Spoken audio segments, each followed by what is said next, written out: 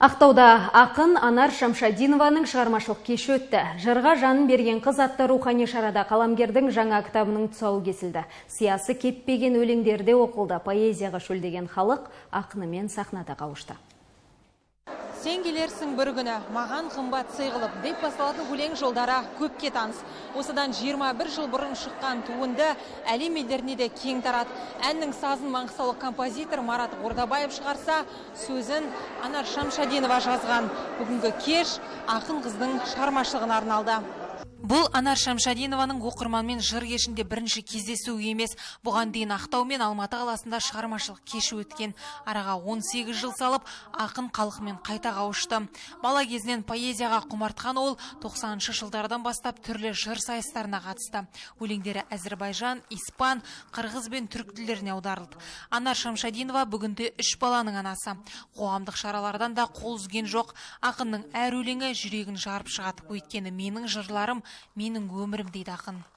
Менің өлеңдерім тек қана менің өмірім, менің тағдырым, менің сезімім, менің мұңым деп айтуға болады. Есенғали ағамыз айтқандай, әйелден ақын шықпайды, кешене биші болмаса дегендей.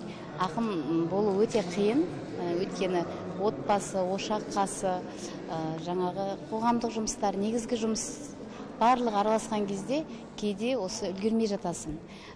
Әсіресе мен соңғы жылдары қоғамдық жұмыстармен жиі айналысып жүрмін. Бірақ Алла тағаланың берген ақындық сыйын, ақындық қасиетін алып жүру, оны жоғалтпау, оның құнын түсірмеу, ол маған парыз.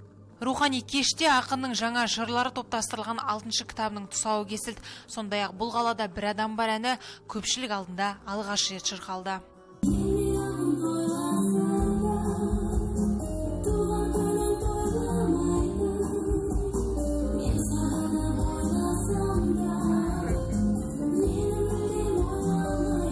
Кеште өлкенің зиялы қауым өкілдері, тіл жанашырлары, ақынның замандастары бой көрсетті.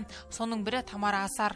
Әншінің репертуарындағы аққу арман күнім әндерінің сөзін Анар Шамшадинова жазған. Шығармашылық адамдарының бірге тудырған еңбектері тыңдарманның көңілінен шығып, естен кетпес естәнге айналып жүр.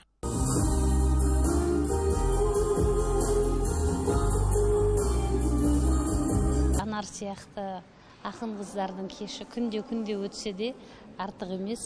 Бұл халыққа кәдімгідей рухани азық, көптеген үлкен тәрбие.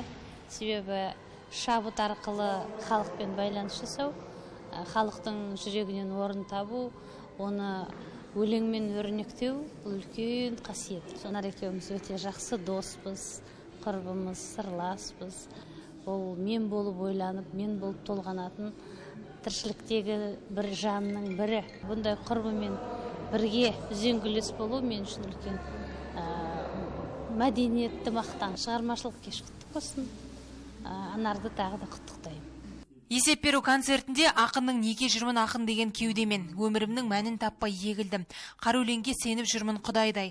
Тәуелсіздік саған солай жеткенмін сияқты 20-ға жуық өлең оқылды. Әнге айналған жырлар айтылып, көрермен ерекше әсер алды. Қалам ұстаған нәзік жанның құшағы гүлге толып, құрметке бөленді. Жырға жанын берген қыздың жазары мұнымен таусылмақ емес.